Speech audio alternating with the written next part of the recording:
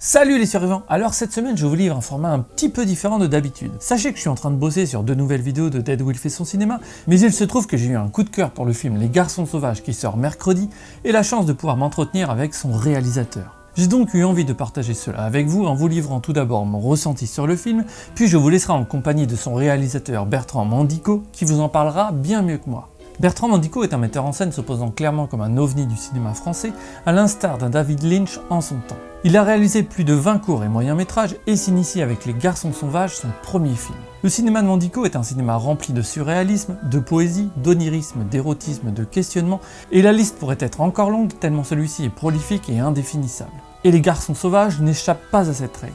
Le film conte l'histoire de 5 adolescents qui, après avoir commis un crime sauvage, sont chassés et confiés au capitaine le temps d'une croisière répressive. Mais après s'être mutinés, les garçons vont alors échouer sur une île bien particulière.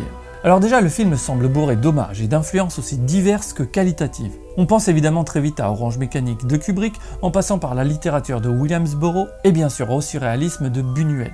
D'ailleurs, au début du film, j'avais cette sensation étrange de voir se rencontrer devant moi le cinéma de David Lynch avec celui de Gaspar Noé, ce qui, avouons-le, est peu courant. Et je dis bien sensation, car il ne ressemble non pas tant à un film qu'à un rêve éveillé.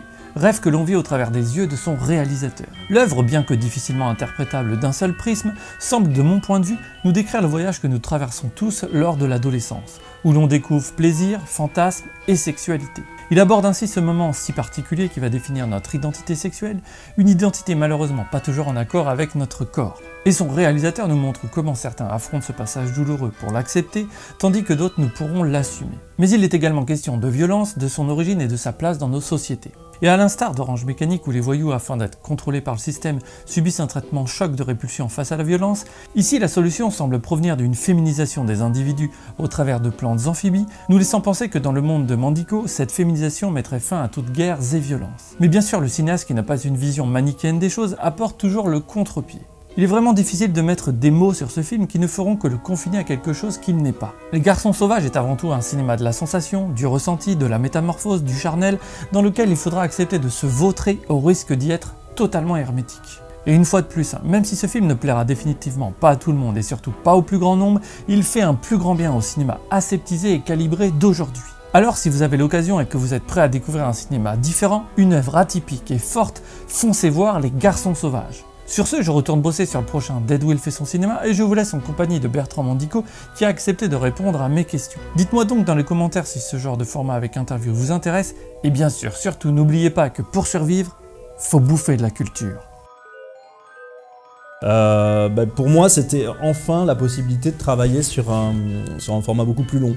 C'est-à-dire que je n'écris pas la même chose enfin ça me semble une évidence, mais je n'écris pas de la même façon quand j'écris pour des formats courts. Dans les formats courts, je m'amuse plus à être un peu plus expérimental. Dans le long, comme je sais qu'il faut que je tienne le spectateur du début jusqu'à la fin, je suis plus dans une écriture tenue, de façon classique.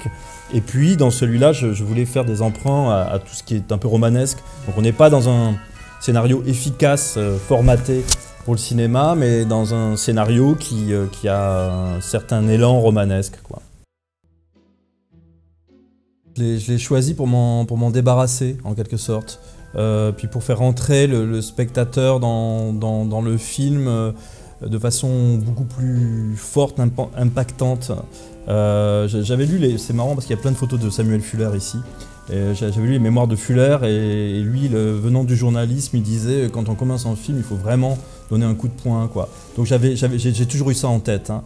Après, ce que j'essaye de faire, parce que je ne suis pas un adepte de la violence, c'est de compenser en essayant formellement d'aller vers quelque chose d'un peu baroque qui, pour moi, désamorce l'aspect violent de la violence, quoi.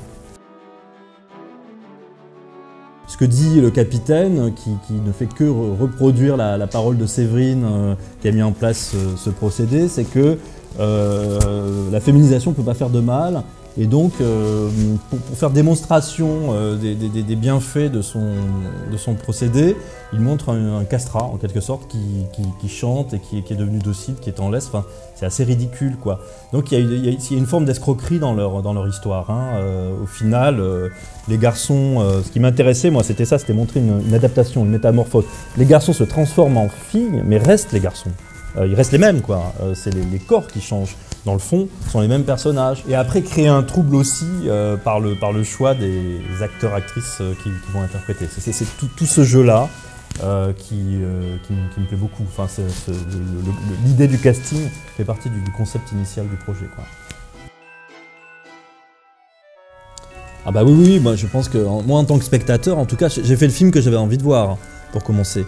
Donc j'aime bien cette idée de larguer les amarres avec la réalité, avec les problèmes sociaux, etc. C'est pas pour autant qu'il ne peut pas y avoir des échos avec le monde dans lequel on vit, mais j'aime bien cette idée de partir dans une aventure dans laquelle on s'abandonne comme ça dans un voyage sur une rivière souterraine, je dirais, parce que je compare un peu le voyage à un voyage dans une rivière souterraine avec des rapides, des bassins qui se remplissent, puis après on passe dans un autre bassin, etc. Donc cette dimension très organique. Oui, je cherche l'abandon du spectateur, quoi. En tout cas, cet état de métamorphose est quelque chose qui me plaît beaucoup. Je pense qu'on est tous en état de métamorphose perpétuelle, quoi, ne serait-ce que d'aller vers la jeunesse, vers la vieillesse.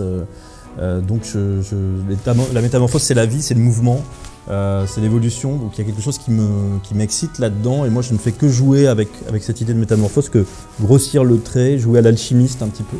Et c'est un moteur de fiction pour moi extraordinaire.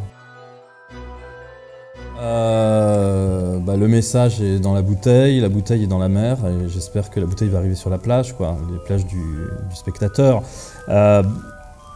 Il y a plusieurs portes d'entrée de toute façon, et plusieurs possibilités de s'accrocher au film. L'île, moi je la vois comme une sorte de révélatrice, quoi. Elle va créer une espèce d'alchimie avec ceux qui fréquentent cette île, qui va révéler quelque chose, qui va les transformer, les métamorphoser. Mais pour moi, c'est pas une métamorphose qui est... comment dire, elle est permanente, quoi. Ça peut continuer, ça peut revenir en arrière, etc. Les choses ne sont pas arrêtées. J'aime pas l'idée d'un monde binaire comme ça. J'ai envie vraiment de montrer que tout peut bouger, c'est mouvant. Si j'imagine une suite, il y aura des métamorphoses permanentes, quoi. Mon approche, la violence reste la violence, l'acte reste l'acte, hein. Voilà. Après, moi, j'ai une façon de la mettre en scène qui fait que je vais peut-être atténuer ce qui est fait, mais ce qui est fait est fait. Et j'ai beaucoup du mal avec la représentation très plate, très réaliste, hein, des choses. Enfin, en tout cas, je trouve qu'il y a des gens qui font ça très bien. Il y a peut-être beaucoup trop de gens qui font ça. Et moi, j'aime bien l'idée de jouer avec l'imaginaire, essayer de faire un pas de côté, même 2 pas de côté, pour raconter mes histoires et entraîner les spectateurs ailleurs, quoi. Il y a 2 types d'hommages, ceux qui sont conscients et puis ceux qui sont inconscients. Les petites références, les clins d'œil à Orange Mécanique, bien sûr, comme la référence à Querelle de Fassbinder et Jeunet à la fin. Il y avait aussi une référence à Vigo, et la bataille de Pelochon avec les plumes. J'ai transposé ça sur la plage avec des adolescents qui sont vraiment dans un autre rapport. Mais Orange Mécanique, c'est un point de départ que je souligne. J'aime beaucoup ce film, mais par contre je prends un chemin complètement opposé, quoi. Enfin, je ne suis pas du tout dans le même discours ou dans le même dispositif.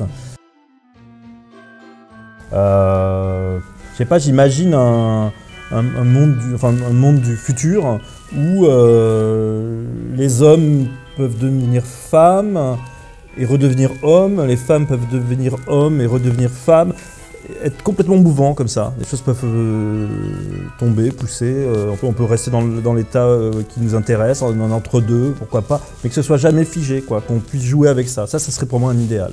Qu'il y ait cette possibilité, en tout cas. Je vais dire le morceau de Nina Hagen, Naturellen, je parle pas allemand, donc qui figure dans le film et qui est pour moi un morceau emblématique du film, quoi. Avec plaisir. Avec plaisir.